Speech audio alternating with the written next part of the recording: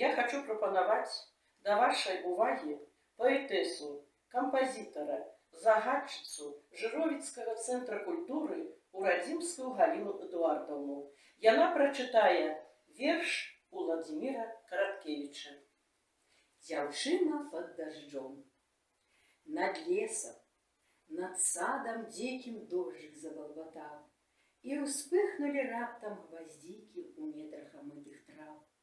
Цёплыя кроплі скачуць па залацістай лазе. Дожджык царэўна плача, сонца ў каждай слязе. З нізкай цёплай адрыны, учуўшы ласкавы капёш, у лёгкай сукенцы дзяўчына выбегла проста пад дождж.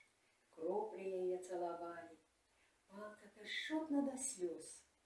Вусны дзяўчыны хапалі срэбра з ясных нябёс. Дожджык зрабіў сваё цуда, ён абляпіў як мог плечы маленькія, грудзі, гнуткія лініі ног. Бэза з садоў павявала, вечна хацелася жыць. Дзяўчына ад шчасця спявала, стройнай быць